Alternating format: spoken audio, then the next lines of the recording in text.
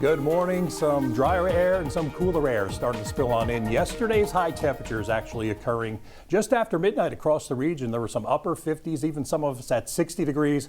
Look at how we've dropped. We've seen numbers come down almost 15 to 20 degrees from 24 hours ago. Farmington at 28, up toward Perryville 29 degrees. Down toward the south, we're seeing temperatures closer to freezing. Now, this is a little bit below average, but more like it should feel this time of year. And I think this trend of what it should feel this time of year is going to continue as we head on through the next day or two.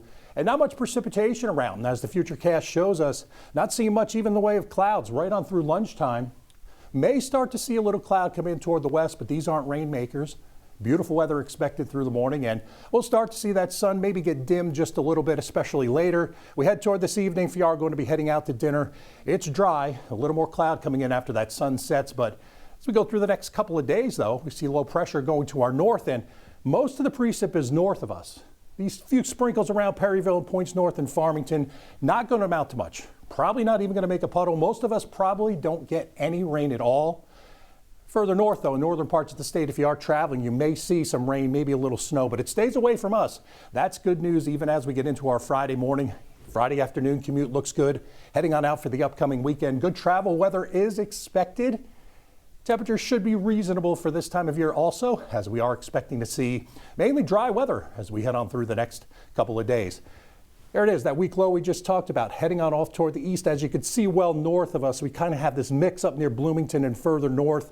That could be a little rain, a little bit of snow mixed in there for some of us.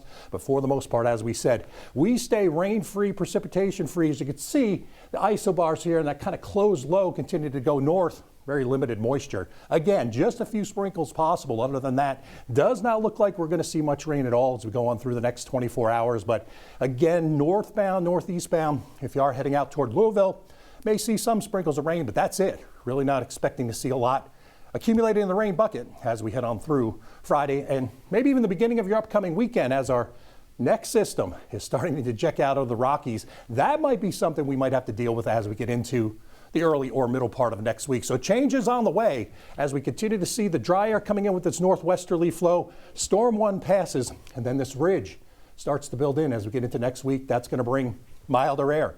And with that milder air, we'll get another storm to come in. And potentially by midweek, we start to see some showers, some thunderstorms also in the forecast. So expect changes after a few dry days here and some beautiful weather coming.